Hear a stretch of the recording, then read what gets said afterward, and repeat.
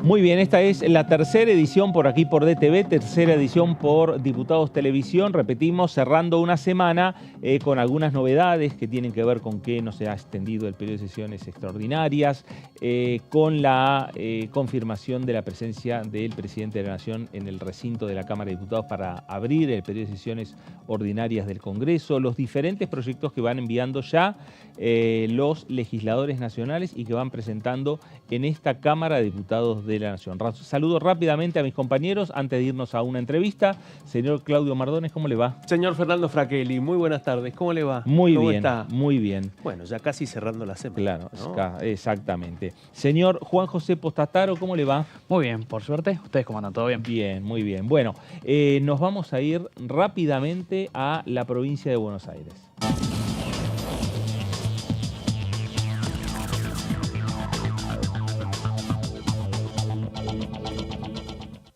Diputada Romina del Pla, ¿cómo le va? Buenas tardes. Fernando Fraquelli saluda. ¿Qué tal? ¿Cómo estás, Fernando? ¿Cómo están ahí en el piso, Claudio y compañeros? Muy bien. Bueno, Romina, ¿qué expectativas hay en torno a lo que va a ser confirmada la presencia del presidente Javier Milei el 1 de marzo? ¿Con qué expectativas se va a esperar el mensaje del presidente y con qué expectativas se abre este periodo de sesiones? Bueno, yo creo que va a ser seguramente un comienzo ríspido, ¿no? Porque venimos del fracaso del gobierno con la ley ómnibus, venimos de unos días donde siguió tirando leña al fuego el presidente, atacando incluso con amenazas muy fuertes a los legisladores, a los gobernadores, empezando por Eduardo Chiquito Beliboni, en un flyer, en una suerte de afiche de Terminator, realmente violento, frente al cual hemos presentado una denuncia en tribunales, porque entendemos que es una amenaza muy concreta. Así que, bueno, realmente entiendo que en el marco de medidas que están anunciando cada vez de ataque mayor a distintos sectores de trabajadores, a aumentos de tarifas, aumento del colectivo, ataque a los docentes muy fuerte con esta reducción salarial que significa la no transferencia de los fondos del FONIT y de otros fondos educativos nacionales que hacen a continuar con las obras para las escuelas que faltan, para aulas, para nuevos jardines, para todo el tema de la conectividad, de la entrega de computadoras, para la extensión de la jornada escolar, me refiero a la 5ª hora de primaria y otras medidas que se habían anunciado y adoptado. Todo esto tiene sustento con fondos nacionales que ahora no se están entregando. Por ejemplo, sin ir más lejos, hoy que estuve en una de las jornadas que hubo de inicio de clases en una de las escuelas donde yo trabajo, varias compañeras me preguntaban por un nuevo sistema que se estableció el año pasado, que es la Escuela Profesional Secundaria, una nueva modalidad que se implementó. Bueno, para sostener esto vienen fondos del INET, o sea, fondos de nación. Entonces, al no hacerse las transferencias, hay un montón de situaciones que quedan completamente atacadas e incluso que hoy hay grandes dudas sobre si continúan o no continúan porque tampoco dan respuesta a los funcionarios. Y hoy mismo los hemos escuchado decir que iban a convocar a la paritaria nacional, después que no, después que sí, después que no. Ni ellos mismos saben de qué se trata la situación. Con lo cual, vamos a un 1 de marzo de inicio de sesiones ordinarias, donde también deberían empezar las clases en muchas jurisdicciones y probablemente tengamos un conflicto que está organizando el propio gobierno. Eso hay que decirlo con todas las letras, ¿no? Claro. Romina, el Fondo Nacional Docente puede unificar a gran parte de la oposición en la presentación de diferentes proyectos o en lo que tiene que ver con un debate próximo en la Cámara de Diputados a partir del 1 de marzo. Digo esto porque empiezan a haber proyectos de ustedes los legisladores para que se vuelva a instaurar el fondo. Por un lado, el Frente de Izquierda lo ha planteado en las últimas horas la Unión Cívica Radical. Hace unos días lo planteó también varios diputados de Unión por la Patria. ¿Se puede generar un frente dentro de la Cámara de Diputados para avanzar con este tema? Bueno, yo creo que es elemental. Esto debería tratarse de inmediato porque va a ser uno de los grandes temas, toda la cuestión educativa. Ahí vos mencionabas, hay dos proyectos, tanto el de Unión por la Patria como el de la Unión Cívica Radical, que plantean simplemente la extensión por 5 años, la prórroga por 5 años del Fondo de Incentivo Docente. Nosotros presentamos un proyecto un poquito más integral, justamente para superar los límites que entendemos tiene el incentivo tal cual estaba planteado, esta idea de que no es remunerativo, de que no lo cobran los jubilados, pero también, bueno, incluimos la obligación del Estado de transferir la totalidad de los fondos que adeuda. Recordamos que están vigentes la Ley de Financiamiento Educativo, que con sus límites y aún con gobiernos que no la han cumplido en su totalidad, no eximen al gobierno nacional de su responsabilidad sobre la educación de los niveles obligatorios. Está equivocado Milei cuando dice que la educación es un tema de las provincias, porque rige la Ley de Financiamiento Educativo, que plantea que el 40% de la inversión educativa debe ser de la nación y el 60% de las provincias. Entonces, no es real que no tiene nada que ver con la educación de los niveles obligatorios no universitarios. Tiene toda la responsabilidad y así lo marca la Ley de Financiamiento. Entonces, en ese sentido, no puede desentenderse, está incumpliendo la ley al no transferir los fondos, además de que está generando un conflicto y una reducción salarial directa, nominal, sobre los salarios docentes, pero que también repercute sobre la infraestructura educativa, sobre programas educativos y planes, como reciente mencioné, el de la educación profesional secundaria, y tantos otros proyectos que hay que se financian en parte con dinero que viene de Nación y que proviene de esta obligación de inversión educativa de la Ley de Financiamiento. Por eso nosotros además fijamos otro concepto, que es que en la paritaria nacional y en las paritarias provinciales, llámese como se llame, porque se llame mesa salarial o se llame paritaria, da lo mismo. Tienen que sentarse a discutir el salario mínimo, así que tampoco se esconda por mucho tiempo. ¿Y qué establecemos ahí en nuestro proyecto? Que la guía para esas paritarias, que deben reunirse, que deben ser las que deben fijar el salario, marcaría, según nuestro proyecto, que no puede ser menos el salario que se fije mínimo para cada jurisdicción, menos que la canasta básica total. Porque si no, también tenemos un problema. Se están discutiendo paritarias, como en la provincia de Buenos Aires, que están ofreciendo un mínimo inicial de 355.000 pesos para el maestro de grado, que tampoco es el menor cargo del sistema. O sea, la mitad de la canasta de pobreza. Eso es realmente insuficiente y va a explicar esos salarios muy abajo, que vienen ya muy retrasados, va a explicar gran parte de los conflictos también en las provincias, ¿no? Entonces me parece que vamos a una situación de inicio de año bastante compleja. Así que bueno, nuestro proyecto aporta estos otros elementos, pero bueno, por supuesto que encontraremos seguramente un punto de acuerdo para avanzar en que al menos el dinero del incentivo docente sea transferido y sea prorrogado este fondo en lo inmediato. Romina, gracias por estos minutos para con Diputados Televisión. Muchas gracias a ustedes. Y bueno, recordamos que queda convocar la sesión para derogar el DNU 70. De eso no nos olvidamos y vamos a seguir. Gracias.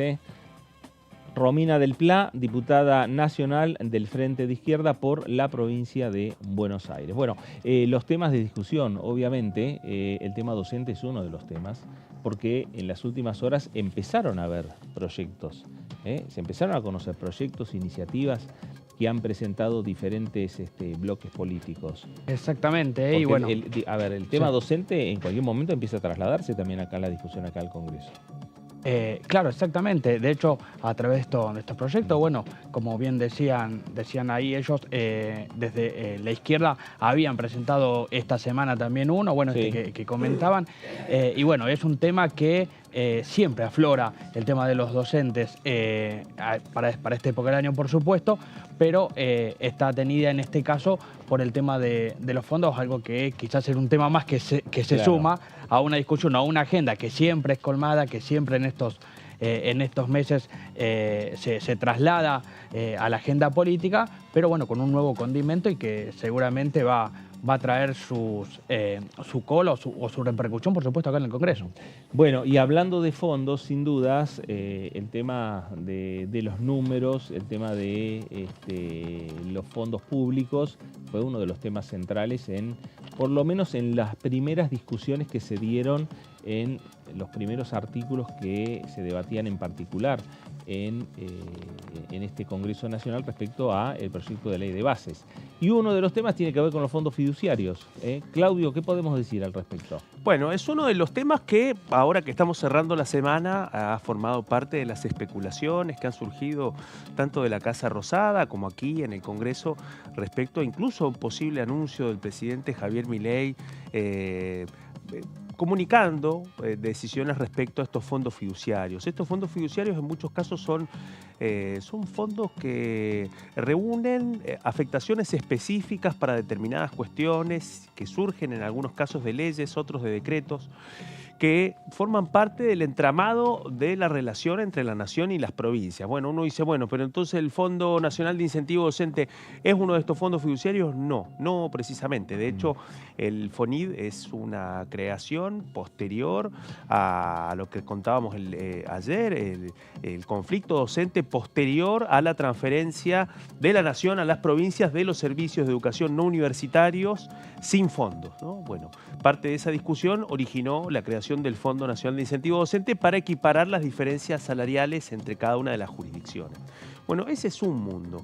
El otro tiene que ver con estos fondos fiduciarios que en muchísimos aspectos están vinculados a el cumplimiento de leyes específicas y en ese contexto quedó al desnudo, aunque forma parte de las discusiones presupuestarias que suceden año tras año, pero esta vez quedaron al desnudo en el marco de las negociaciones por la Ley Bases y Puntos de Partida para la Libertad de los Argentinos, porque con el correr de los días y con el correr de las negociaciones, semana tras semana, el tema quedaba ahí sin una solución definitiva, especialmente porque la voluntad del Poder Ejecutivo era disponer de todos estos fondos y anularlos en muchísimos casos sin perder de vista la importancia. Así que mucho se ha hablado de esto, algunos los han estigmatizado, han dicho, bueno, que se trata de verdaderas cajas negras.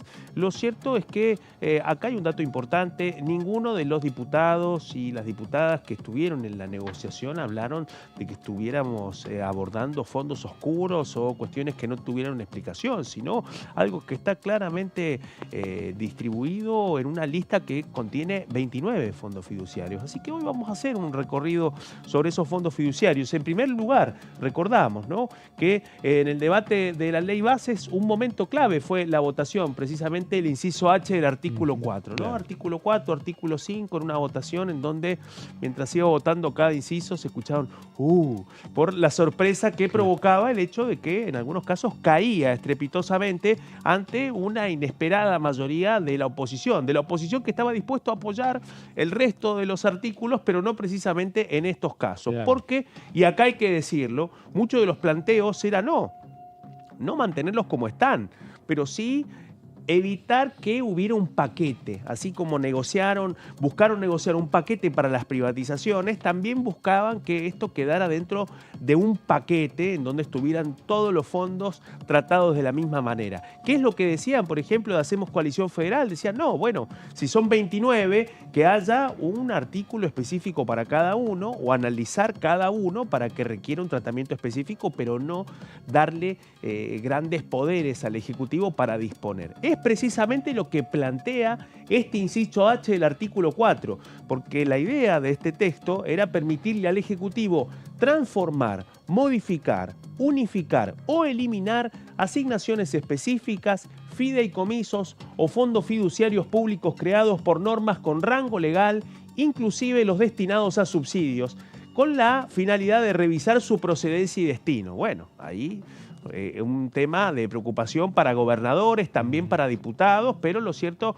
es que en la medida quedó en evidencia el debate que había estado solapado hasta que saltó en el recinto.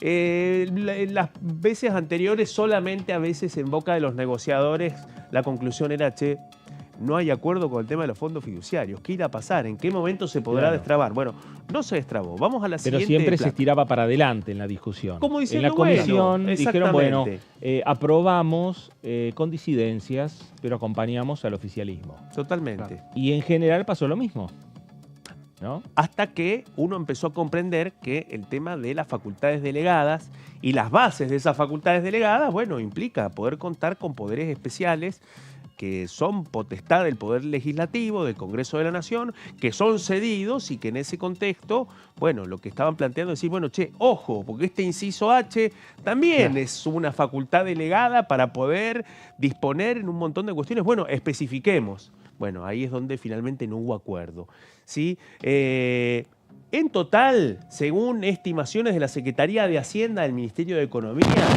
todo ese total reúne un presupuesto anual al 1,5 millones de billones de pesos, es decir, 2 puntos del Producto Bruto Interno, 2 puntos del PBI, ¿sí? Y eso es precisamente uno de los datos que surgió por la información que dispuso la Secretaría de Hacienda, pero también que fue reflejada en una nota del diario La Nación que escribió el periodista Hugo Alcorada Amón. Vamos finalmente al detalle, entonces, para conocer y explorar este paquete. Lo vemos en la siguiente placa.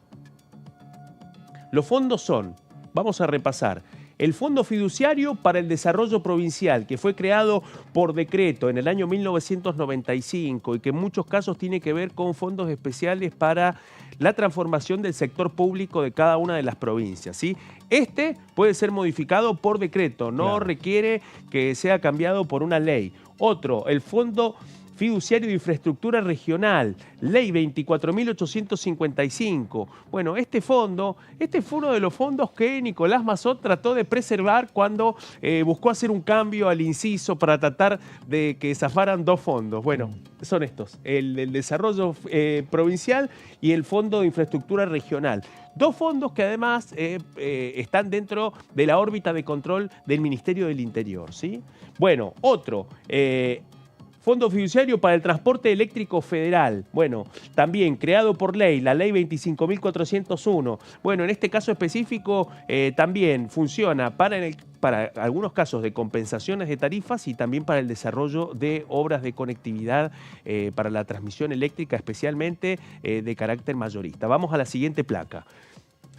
Fondo Fiduciario del Sistema de Infraestructura del Transporte, creado en el año 2001 por un decreto, el 976. Bueno, este fondo de infraestructura precisamente multimodal, no solamente para el transporte automotor, sino también de cargas y ferroviario, pero también precisamente para financiar obras de infraestructura. Otro, de infraestructura hídrica, también del mismo año, el decreto 1381, también precisamente ideado para posibilitar las obras de trabajo, especialmente en el acceso y el riego. También, otro muy importante, Fondo Fiduciario para Subsidios de Consumos Residenciales de Gas, creado por ley, la ley 25.565. Este es otro más de los que forman parte del paquete. Sigamos con la siguiente placa para seguir con el detalle. El programa Hogar, que es el fondo fiduciario creado para subsidiar el costo de las garrafas, de la distribución de garrafas. Si este fondo desaparece, bueno, también tendría otro impacto en el costo de las garrafas. Otro, que esto está directamente vinculado con la actividad científica y con la comunidad científica, el Fondo Fiduciario para la Promoción Científica y Tecnológica, creado por la Ley 23.877 y que también aporta los fondos para distintas becas del Sistema de Ciencia Interuniversitario Argentino. La famosa Ley Ovina, el Fondo Fiduciario para la Recuperación de la Actividad Ovina, la Ley 25.422, que nosotros en otro momento cubrimos su tratamiento, su debate, su votación, bueno, creó un fondo fiduciario. Acá está el fondo fiduciario que forma parte de este paquete. Vamos a la siguiente placa. Otro, Fondo Fiduciario para la Refinanciación Hipotecaria. Uno de los fondos que está vinculado también con otro que está aquí, que tiene que ver con el Plan Procrear. También habíamos hablado de la Ley de Industrias del Conocimiento. También crea un fondo fiduciario. Fondo fiduciario para la promoción de la industria del software. Ley 25.922. ¿Sí? Otro dato importante, porque también forma parte de las características tan particulares que tiene ese paquete de fondos, porque responden a distintas necesidades, tanto de la industria, a distintas relaciones del Estado con sectores productivos y en muchos casos con provincias, ¿sí? Otro, el Fondo de Capital Social, que es para el desarrollo de microempresas, también depende de un decreto y fue creado en la segunda etapa del menemismo a través del decreto 675/97. En la siguiente placa vamos a poder ver otro. Fondo fiduciario del Servicio Universal. ¿Qué es el Servicio Universal? Bueno, cuando precisamente el Poder Ejecutivo avanzó especialmente en definir al servicio de Internet y a la conectividad como un servicio público, y eso fue acompañado por una ley, la Ley 27.078. Bueno, eso implicaba también un servicio universal. Ese servicio universal básico de acceso tiene un fondo fiduciario de financiamiento, que es el Fondo Fiduciario del Servicio Universal. Ley 27.078. También pasaría a dejar de existir. Acá vamos el que decíamos recién, Decreto 902 del año 2012. Programa Crédito Argentino para la Vivienda Única Familiar, el Procrear. Bueno, también está dentro de estos fondos. Lo que pasa es que estos fondos muchas veces tienen un fiduciario y ese fiduciario es quien lo administra. En el caso del fondo Procrear, su fiduciario es el Banco Hipotecario, ¿sí? Que es el Banco Hipotecario, propiedad de Eduardo Elstán, que se quedó luego de la privatización del histórico Banco Hipotecario, ¿sí? Así que ese es precisamente uno de estos fondos fiduciarios que, como insisto, está administrado por uno de los principales jugadores de la plaza financiera bancaria argentina. Otro que está vinculado también, el Fondo Fiduciario para la Vivienda Social, es el artículo 59 de la Ley 27.341 y también está vinculado con toda la estructura de desarrollo de vivienda. El Fondo Fiduciario para el Desarrollo del Capital Emprendedor, también Ley 27.349, que dependió durante largo tiempo del Ministerio de la Producción y ahora en la órbita del Ministerio de Hacienda y Economía. Ya vamos, creo, a los últimos. Vamos a la siguiente placa. El Fondo Fiduciario de Desarrollo Productivo, FONDEP.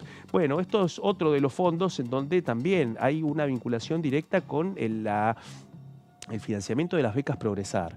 A eso se suma el Fondo de Infraestructura de Seguridad Aeroportuaria, que así como hablábamos del Fondo de Obras Hídricas, en este caso específicamente es para el desarrollo de la seguridad de los aeropuertos y la conectividad en todo el país. Obviamente también vinculada con otra gran empresa como es Aeropuertos Argentina 2000, que es la concesionaria de los aeropuertos en la Argentina. Fondo Nacional de la Agroindustria, otro creado por ley, y también el Fondo Fiduciario para la Cobertura Universal de Salud, que era otro de los temas que el anterior Ejecutivo llevó adelante respecto a la reforma del sistema de salud y esta cobertura de salud que cuenta también con un fondo fiduciario, en este caso creado en el año 2016 mediante un decreto. Bueno, ahí están los distintos fondos. Gracias, Claudio, porque es la discusión que se está dando.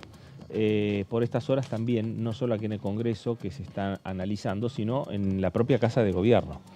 Porque el presidente Javier Milei lo que ha adelantado que aquellas medidas que pueda ir aplicando, adoptando, ya que cayó lo que fue la ley o el proyecto de ley de bases, y que se pueda,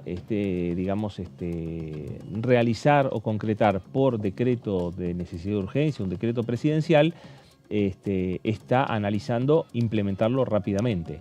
Más allá que en algunos casos es necesario sí que se venga a discutir al Congreso porque es una modificación de una ley. Claro, ¿no? las que tienen que ver con los tributos o aquellas penales salen sí o sí por ley, no va a poder utilizar los DNU para este caso, y me quedaba con el dato de que fue uno de los puntos que se venía, tirando de la cuerda y saltó, digamos, en el debate. Esa votación justo de este artículo fue 152 votos negativos contra 101 positivos, claro, en aquella sesión. 51 votos de diferencia. Exactamente, que no prosperó, y traído un poco más al llano y en coloquial, es dinero que las provincias usan como una especie de presupuesto, que les sirve para un montón de cuestiones como estábamos enunciando, y que trae otro puntos de conflicto con los gobernadores y el Estado Nacional y Milei.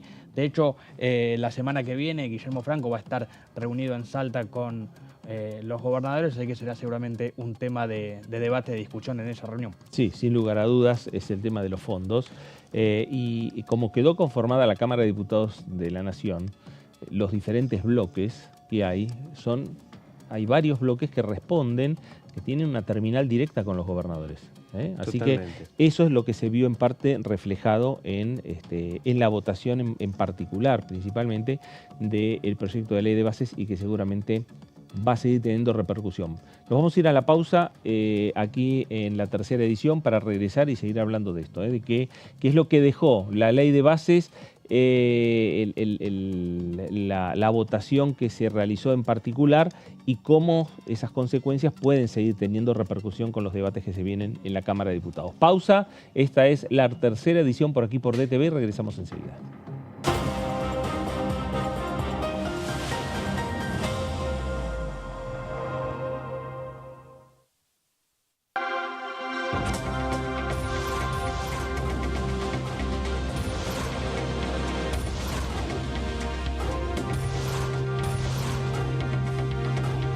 Ellos son tu voz en la tercera edición.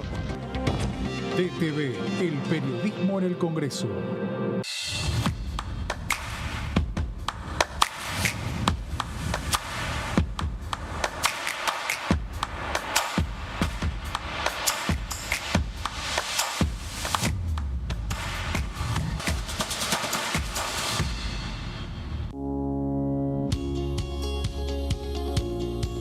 La Cámara de Diputados tiene 257 miembros. Los diputados debaten y sancionan leyes que rigen en todo el territorio nacional. Algunas de las más importantes son el presupuesto de gastos generales del Estado, el Código Civil, el Código Penal, la forma en que se rige el trabajo, las jubilaciones, entre tantas otras. Además, controla y hace un seguimiento de las políticas del Poder Ejecutivo a través de la visita de diferentes funcionarios o el pedido de informes, así como la posibilidad de realizar juicios políticos a los funcionarios. La duración de los mandatos de los diputados es de 4 años y pueden ser reelegidos indefinidamente. Desde el momento en que asumen y hasta el final de su mandato, no pueden ser acusados, interrogados judicialmente, ni molestados por las opiniones o discursos que imitan desempeñando su mandato. Son requisitos para ser diputado tener al menos 25 años, 4 años de ciudadanía argentina y haber nacido en la provincia por la que se postula o haber residido en ella los 2 años precedentes. Se agrupan en bloques que expresan partidos políticos o afinidad ideológica. Existen también los monobloques integrados por un solo diputado.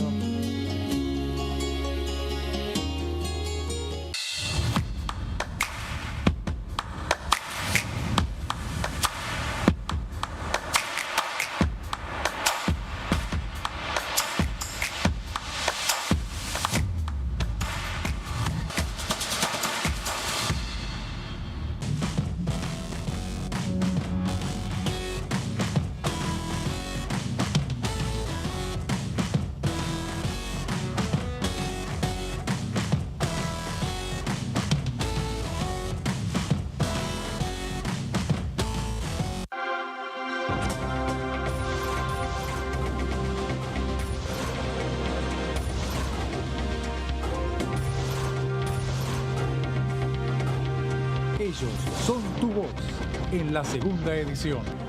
DTV, el periodismo en el Congreso.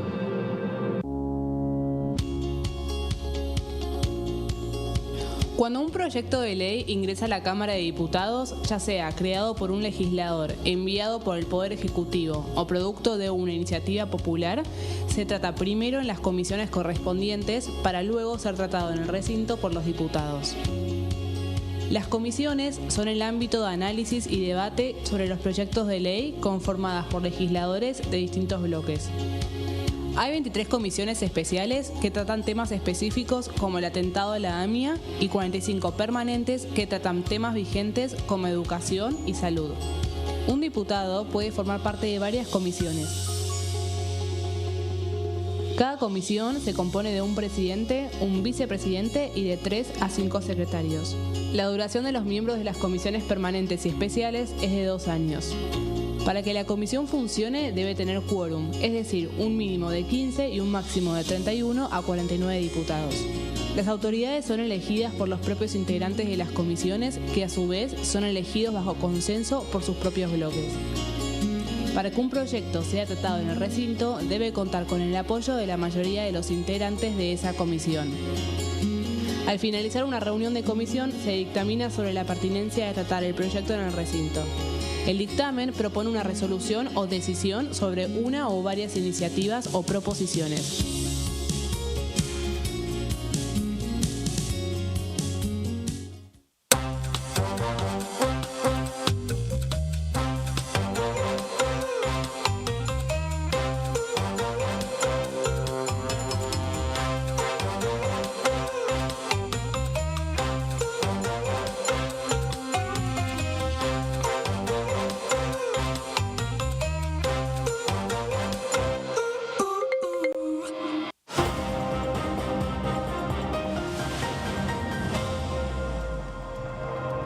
Bueno, regresamos a esta tercera edición, último tramo de este programa y que tiene que ver con lo que veníamos señalando. Las consecuencias de la caída del proyecto de ley de bases que se estuvo discutiendo en esta Cámara de Diputados, que en primer término logró una construcción de mayorías importantes, porque tuvo 144 votos a favor.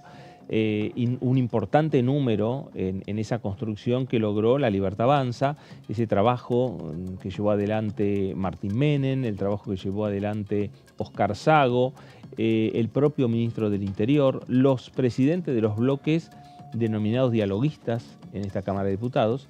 El tema que después se genera en particular cuando empezó ya la letra fina, artículo por artículo, hasta esa votación rara para la Cámara de Diputados que fue inciso por inciso. Sí, algo que no, bueno, que tampoco había un proyecto hace tiempo, digamos, tan extensivo como para poder desarrollarlo. Y sí, fue una particularidad que se dio y ahí es donde empezaron a lo mejor a notarse estas diferencias, claro, que a priori parecía que no estaban y que habían sido en buena parte saldadas por estas buenas negociaciones que se hicieron desde La Libertad Avanza, tejiendo bueno, algunas concesiones y después, bueno, el paso siguiente al otro día en donde la sorpresa, tal como se relataba y ese como de cancha en cada uno de los artículos, bueno, dejó en evidencia este detalle no menor, que empezaron a jugar los gobernadores con sus diputados, claro, en función de estos incisos que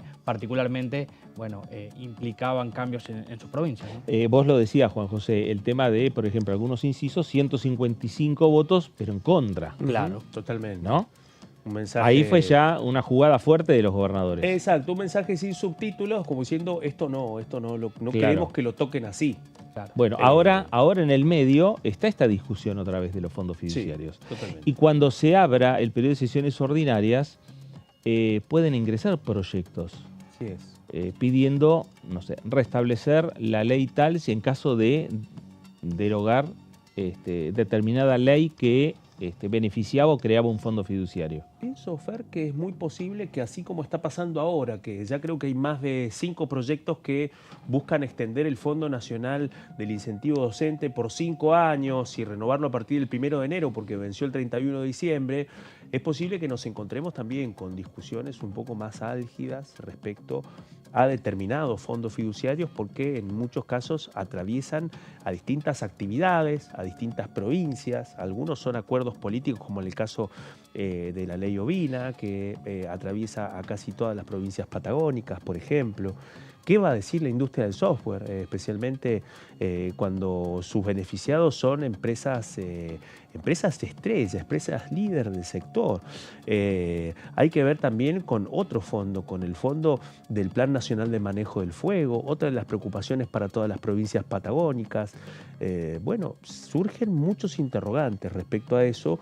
Si se abre una negociación, creo yo que es otra piedra más en el camino de la compleja relación con los gobernadores, en donde se han abierto varios frentes. Claro. Yo creo que para algunas provincias la caída de algunos fondos fiduciarios es un problema. En otros casos, bueno, quedó en la negociación parlamentaria en evidencia, cuando Mazot trató de preservar el Fondo Fiduciario para la Infraestructura Regional. no es otra cosa que tratar de mantener una de las vías de financiamiento para obras públicas de pequeña y mediana escala. Lo que fue en otro momento otro fondo que voló por los aires y que era el Fondo Federal Sojero, el FOFESO, el famoso FOFESO, que en un momento, producto de un porcentaje de las retenciones a la soja, se había constituido este fondo especial que permitía también el financiamiento de obras de mediana y pequeña escala. Estamos hablando de cordón cuneta, estamos hablando de obras más chicas, obras municipales, obras que en muchos aspectos sirven también para cubrir otro costado de esto. Que, claro. Parafraseando a Alberto Fernández cuando tenía discusiones con los gobernadores a veces le decía, bueno, pero la verdad los gobernadores son muy federales para hablar de coparticipación, pero son muy unitarios para hablar de coparticipación con sus intendentes, porque acá está el otro gran problema. Hay una discusión fiscal históricamente sobre la distribución de los fondos. Si hay una discusión entre las provincias y la nación, también hay una discusión entre los municipios y su provincia y su gobernador, y eso implica una tensión muy compleja de la distribución de algunos de los fondos que ingresan a cada una de las provincias. Bueno, esto está quedando de manifiesto ahora, incluso, con las reuniones que están, primero con el pronunciamiento ya de los intendentes, que ven venir una municipalización de parte de esos gastos que la nación no cubre. Ya está surgiendo con la discusión del transporte. Ya la discusión del transporte ha hecho que distintas figuras muy importantes, casi todo el arco político, le hayan puesto el gancho a pronunciamientos de preocupación respecto al impacto de lo que puede pasar en el caso de que finalmente todos los fondos para el transporte, como el Fondo Compensador del Transporte, que esa negociación siga en un saco roto. Eso implicaría que algunos gobernadores busquen algún acuerdo con sus intendentes. Bueno, lo mismo ha pasado en otras discusiones, en otros momentos, con obras pequeñas y medianas. De ahí el Fondo Fiduciario y la Infraestructura Regional. Pero indudablemente se empieza a abrir otro foco, no solamente de la atención de la nación con las provincias, sino de las provincias con sus municipios. Claro, por eso ahí también el dato de las próximas reuniones del ministro del Interior con los gobernadores. Sí, va a ser la semana que viene, estará en Salta en principio, y bueno, y ahí va a ser también uno de los temas de debate, seguramente una especie de acercamiento, si se quiere, de apertura al diálogo con los gobernadores para ver cómo se puede canalizar esta postura del gobierno nacional respecto a estos fondos, porque también se puede abrir otra arista si sale por decreto de necesidad y urgencia, que es la parte judicial, que no se empiecen a judicializar algunos asuntos respecto a estos fondos, que abriría también otro foco de conflicto, digo, a un espectro que ya tiene bastante por ser el poco tiempo que lleva el gobierno en funciones. Bueno, y esto seguramente irá planteando, serán las previas al, me parece, para más adelante, algún encuentro pensando en ese famoso pacto fiscal, ¿no?, entre la nación y las provincias, algo pendiente y algo necesario que termine de distender. Antes de llegar a esa mesa, bueno, tendrá que el ministro del Interior empezar a mantener esas reuniones con los gobernadores, ir sumando opiniones, ir calmando las aguas. Exactamente. Para después también empezar a trabajar en un pacto fiscal, porque además hay todo un paquete fiscal que hay que discutir acá en el Congreso. Cuando hablamos que la ley de bases tenía un capítulo fiscal, que el ministro de Economía lo retiró, pero ahora volvió a ingresar al Congreso, a partir del proyecto de Julio Moreno Ovalle, que es el diputado de La Libertad Avanza por la provincia de Salta, donde copió el capítulo fiscal, lo copió y lo presentó como un nuevo proyecto. Claro, va a tener que esperar a ordinarias a ver si aparece alguna... Pero ordinarias lo tenemos a la vuelta de la esquina. Viene ya. Sí, claro. Bueno, así como pasó con el caso de Ovalle, también lo veníamos comentando, con el proyecto presentado por representantes de la coalición cívica, claro, dentro de Hacemos Coalición Federal, en donde presentaron un proyecto de ley para actualizar con el índice de precios del consumidor mensualmente las jubilaciones. Sí. Y esto viene a cuento de un dato que surge de los últimos días de la negociación, especialmente porque en los últimos días, antes de que se cayera finalmente toda la negociación, circulaba la versión de que habían vuelto a poner en discusión el tema jubilatorio, obviamente. Claro, una de las cuestiones que junto con la caída del capítulo fiscal, implicaba una discusión realmente preocupante también para los gobernadores, pero también a nivel nacional, especialmente por la depreciación de la jubilación mínima con este escenario inflacionario. Entonces, a eso sumado las dificultades que implica no contar con un empalme que permita equilibrar ya la fórmula anterior. Bueno, eso implicó casi un punto de coincidencia con la aplicación del IPC a partir de abril, sin una solución del empalme, es decir, de enero, febrero y marzo, los meses de la mayor inflación registrada hasta ahora, y en ese contexto cuál iba a ser la compensación. Todo eso se cayó, pero sobre el final de la negociación, los negociadores del gobierno habían planteado la posibilidad de tomar un planteo de Hacemos Coalición Federal, que había sido, bueno, si van a recortar, acá tienen para recortar, y es precisamente el listado de los 4,5 puntos del PBI, que en algún momento Sergio Massa, cuando fue ministro de Economía, lo presentó como una adenda en donde están todos los gastos tributarios, es decir, todas las exenciones impositivas, ¿no? Desde los beneficios para que los jueces no paguen ganancias, que eso cae en un saco roto porque termina en la justicia y no prospera, pero también otros beneficios impositivos para la industria minera, bueno, ahí también está, pero sin tocarlo, porque han buscado ser muy precisos con eso, el régimen de promoción industrial de Tierra del Fuego, pero la idea del gobierno era echar mano a eso para decir, bueno, retomemos la discusión jubilatoria, revisemos esta famosa adenda, veamos cuáles son los fondos y sobre eso rediscutámoslo. No prosperó, pero eso también explica por qué la coalición cívica presentó el proyecto ya la semana pasada. Pero está dentro de las conversaciones y estuvo ahí dentro de la mesa de trabajo. Y hablando de esta relación con el Ejecutivo, los gobernadores, el Congreso en definitiva, Juan Manuel Pedrini de Unión por la Patria del Chaco dijo lo siguiente. En lo personal creo que es una muy buena noticia. No le hace bien a la institucionalidad la ausencia de quien ocupa la primer magistratura del país afuera del Parlamento. Creo que es un gesto de racionalidad y de madurez política y de mi parte muy bienvenido es que el presidente se haga presente y dé su mensaje como es de estilo. Juan Manuel, ¿cómo avisora el periodo de sesiones ordinarias que se va a abrir el próximo 1 de marzo?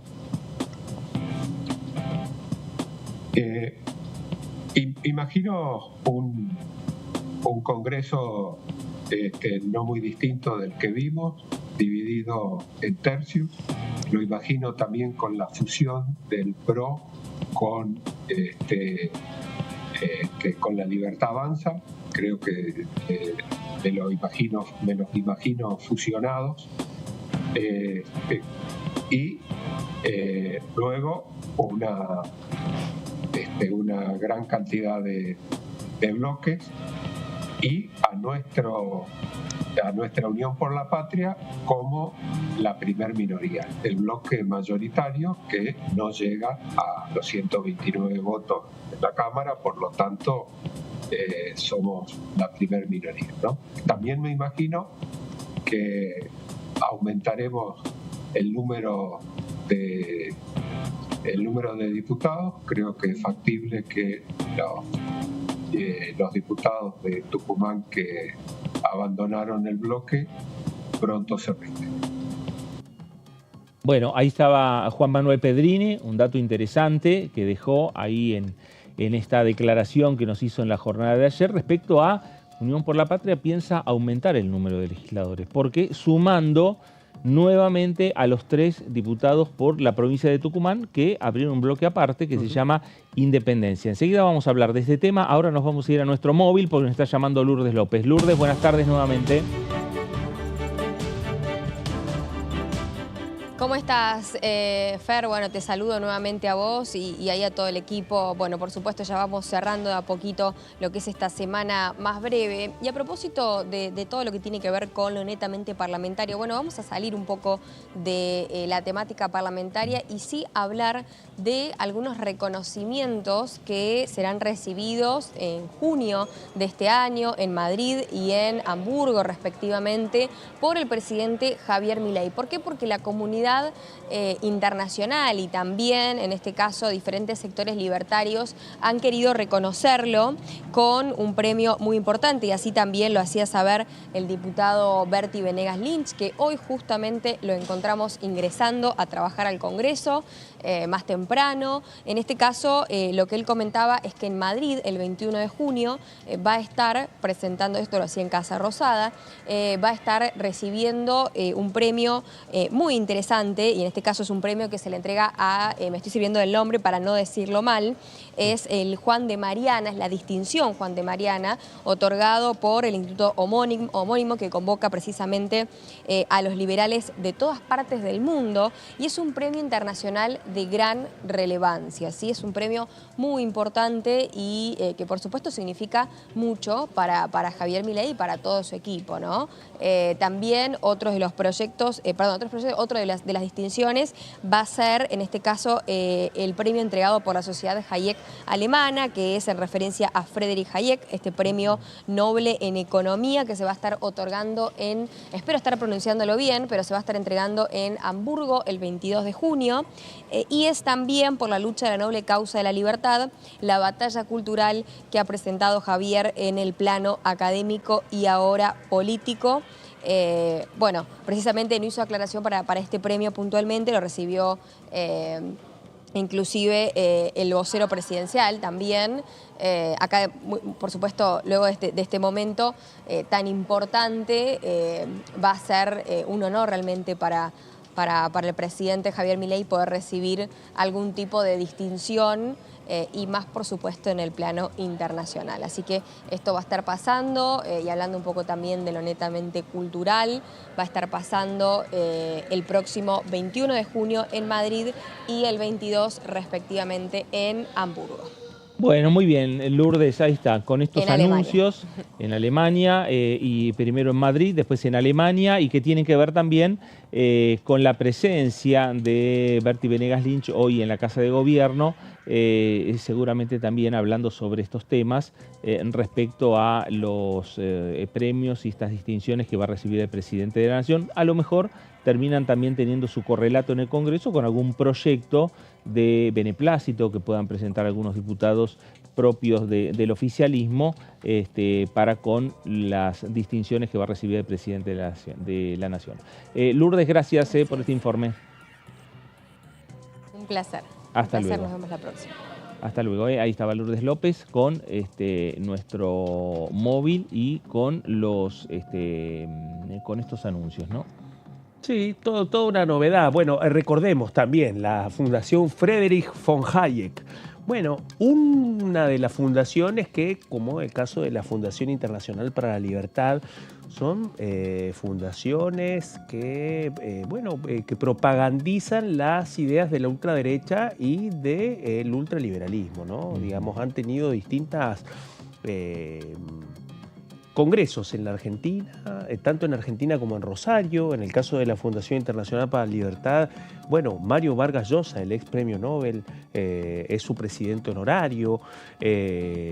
Otra fundación, la Fundación Libertad, también muy vinculada a Cambiemos, conducida por Alejandro Bongiovanni, cuyo hijo es diputado nacional, integrante del PRO. Me refiero a un entramado de think tanks y de fundaciones vinculadas a la derecha vernácula que han tenido presencia en Argentina durante más de 20, 30 años y que en este momento, bueno, empiezan a poner a prueba sus contactos internacionales y también lo que implica para la derecha europea en este momento una nueva visita de Javier Milei en este contexto, ¿no? Sí. Se espera también otra cumbre en los Estados Unidos, en donde también organizada por el Partido Republicano y quizá con la presencia del expresidente Donald Trump, también se vuelvan a encontrar los líderes de la derecha y la ultraderecha global, posiblemente en Washington. Y bueno, otra de las escalas es, como nos decía Lourdes, en Hamburgo, Alemania, y también en Madrid, España. Bueno, ahí está parte de lo que tiene que ver con la agenda del presidente que va a tener, ¿no? En definitiva, porque va a tener que concurrir a esos lugares. Y me quedo con eso que decía Juan Manuel Pedrini.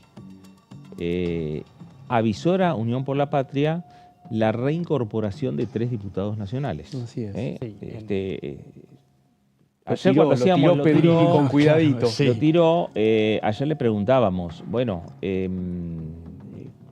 ¿cómo avisora él? ¿Qué piensa que puede pasar a partir de las ordinarias? Él algo de información, él dice, bueno, es lo que yo opino, es lo que yo pienso, pero me parece que algo de información también debe tener. Sí, ¿no? seguramente. Algún movimiento en el medio hay. Es un dato no menor el que deslizó así como quien no quiere la cosa, debe tener seguramente información, y también en una semana en donde se estuvo hablando, o en unos días, si se quiere, u horas, en donde se está hablando también de una posibilidad de acompañamiento del PRO, si se quiere, la parte del PRO-Duro, a La Libertad Avanza en el Congreso, algo que, bueno, hoy también bajó un poco, tiró paños fríos a la situación Ritondo, diciendo que, bueno, que todavía no era el momento, que quizás estaban un poco apresurados en hablar de esto. También habló María Eugenia Vidal diciendo que todavía hay cuestiones internas que saldar en el PRO y discusiones que darse como para hablar de posibilidad de alianza. Pero bueno, todo ya se está previendo y ya se están hablando de cara a lo que va a ser el nuevo Congreso en este 2024. Sí, me parece que estamos en el medio de, y siendo partes expectantes de muchas discusiones políticas que se van dando. En lo que tiene que ver con la posibilidad de sectores de La Libertad Avanza uniéndose con sectores del PRO, habrá que esperar al 15 de marzo. Totalmente. ¿No? A la definición de la presidencia del PRO. Una vez que se define la presidencia del PRO, es posible que después sí se logre una fusión entre los dos bloques. O también esté la posibilidad de continuar trabajando por separado. O un interbloque. O un interbloque. Claro. O una negociación que quizás solamente alcanza lo parlamentario y no llega a tener más trascendencia, pero en un contexto en donde, bueno, la ministra de Seguridad, Patricia Bullrich, lo planteó también con cierta suspicacia, como diciendo, bueno, todas estas expectativas parece que forman parte de los posicionamientos de campaña antes de las elecciones del 15 de marzo para definir quién va a presidir el Partido Amarillo, con un expresidente Mauricio Macri que ha vuelto a posicionarse en ese sentido. No es menor que cuente con tanto respaldo de las conducciones provinciales, pero bueno, ahí viene también la otra gran pregunta. ¿Cuál va a ser la profundidad de la discusión programática que va a tener el PRO en este momento, en donde lo que atraviesa el PRO es precisamente esta realidad que para algunos resultaba impensada, y es que precisamente tenga que negociar con una fuerza política que finalmente se quedó con el control del Poder Ejecutivo luego de una elección sorprendente que no hizo otra cosa que terminar de cristalizar el peor temor del PRO, el peor temor de sus arquitectos, que era no poder controlar una fuga de votos por ultraderecha, que fue la que finalmente se fue consolidando con el correr del tiempo, que fue uno de los elementos que impactó muy fuerte hacia adentro de la interna del PRO y de Juntos por el Cambio, una interna de Juntos por el Cambio protagonizada por los dos sectores, quizás antagónicos, podríamos decir contrapuestos dentro del PRO, que era Horacio Rodríguez Larreta y Patricia Bullrich, la derrota que eso implicó para Horacio Rodríguez Larreta, el reposicionamiento de Bullrich al frente de ese proceso, una confrontación con Javier Milei y con Sergio Massa que la dejó fuera del balotaje. Otra situación totalmente impensada hace 2 años atrás para los principales estrategas electorales del PRO y de Juntos por el Cambio, y esta realidad que luego tuvo su correlato parlamentario. Un nuevo Poder Ejecutivo conducido por Javier Milei, en donde el PRO corre el riesgo de que le pase lo que le pasó a la UCD con Carlos Menem, ¿no? Quedar subsumidos atrás de esa nueva expresión electoral que fue la que finalmente define la victoria en el balotaje. Hay que ver ahí cuál va a ser la discusión programática en este contexto, ¿no? Y hay que ver ahí cómo termina esa repercusión aquí en este Congreso Nacional. Le ponemos punto final a esta tercera edición. Juan José, gracias. Muchas gracias a ustedes. Claudio, gracias y nos seguimos reencontrando pronto, ahora en el análisis. A usted también, gracias por estar ahí. Quédese en sintonía, quédese en DTV. Nos reencontramos enseguida en el análisis. Gracias y enseguida nos reencontramos.